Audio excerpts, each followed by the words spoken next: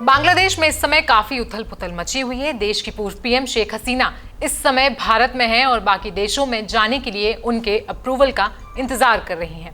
तो दूसरी ओर बांग्लादेश में पीएम के इस्तीफे के बाद अंतरिम सरकार के गठन का ऐलान हो चुका है।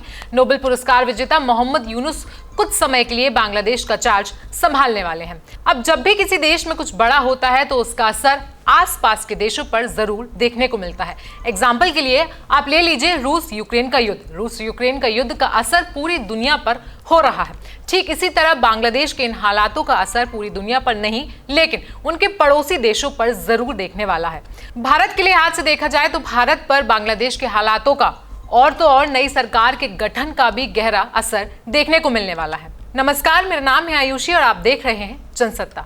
कहा जाता है कि बांग्लादेश का जन्म भारत की वजह से ही हुआ है और ऐसा देखा भी जाता है। दोनों देशों के बीच करीब 53 सालों से दोस्ती के संबंध देखे जा रहे हैं। तो वहीं 2023 में देखा गया था कि भारत ने अपने पड़ोसी देश बांग्लादेश को G7 शिखर सम्मेलन में बुलाकर उसका सम्मान और भी ऊंचा कर दिया था। बांग्लादेश की राजनीति की बात करें तो एक तरफ शेख हसीना की आवामी लीग पार्टी है जिसके भारत के साथ काफी अच्छे संबंध हैं, तो दूसरी ओर खालिदा जिया की बांग्लादेश नेशनलिस्ट पार्टी है जिसका झुकाव पाकिस्तान की ओर थोड़ा ज्यादा है। जानकार बताते हैं कि बीएनपी का इंटरेस्ट इस्लामिक कट्टरपंथियों की तरफ रहा है।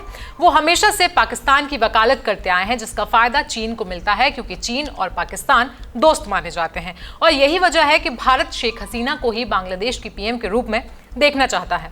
अब ऐसे में अगर बांग्लादेश में बीएनपी की सरकार आती है तो भारत के लिए बहुत टेंशन वाली बात होगी क्योंकि भारत हमेशा से चाहता है कि उसके पड़ोसी स्थिर रहें, लेकिन बांग्लादेश में बीएनपी की सरकार आने से भारत को चीन, पाकिस्तान और बांग्लादेश से अस्थिरता का सामना करना पड़ेगा।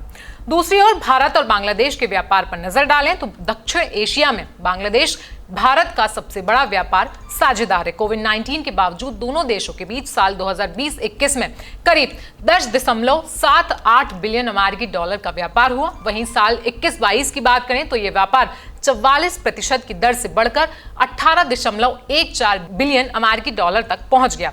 साल 2022-23 के बीच भारत बांग्लादेश का कुल व्यापार 15.93 बिलियन अमेरिकी डॉलर देखा गया। इसके अलावा बांग्लादेश को 1160 मेगावाट बिजली तो भारत से ही मिलती है, तो वहीं हाई स्पीड डीजल ले जाने के लिए दोनों देशों के बीच मैत्री पाइपलाइन भी अहम भूमिका निभाती है। बांग्लादेश से भारत केवल कपड़ों का माल ही नहीं आयात करता है बल्कि जूट, रबड़, खाद्य तेल और सब्जी का तेल भी आयात करता है। वहीं भारत भी दूसरी ओर काफी कुछ बांग्लादेश को निर्यात करता है। इसमें चावल, रुई, सूती कपड़ा, गेहूं से बने प्रोडक्ट्स, मसाले, सब्जी, चीनी, फल और दूसरे प्रोडक्ट्स भी शामिल हैं। बांग्लादेश के ऐसे हालातों का असर बॉर्डर से सटे इलाकों में अभी से ही देखने को मिलने लगा है। इसके बाद सुरक्षा के लिहाज से भी हम थोड़ी बात कर लेते हैं। बांग्लादेश के साथ भारत की लगभग 4000 किलोमीटर की सीमा लगती है, लिहाजा चीन और पाकिस्तान जैसे देशों की चुनौतियों को देखते हुए भारत के लिए इस इलाके में ऐसी सरकार की जरूरत है जो उसका दोस्त हो।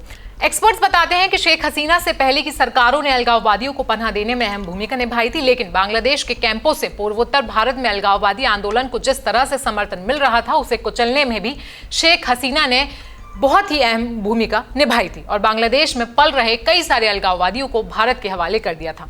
तो ऐसे में दोस्ती, व्यापार, सुरक्षा के लिहाज से बांग्लादेश के हालात भारत के लिए बहुत ही जरूरी हो जाते हैं। अब देखने वाली बात होगी कि आवामी लीग पार्टी बांग्लादेश में कैसा प्रदर्शन करती है, तो वहीं या फिर बीएनपी पार्टी ही बांग्लादेश पर अपना कब्जा फिर से हासिल करती है।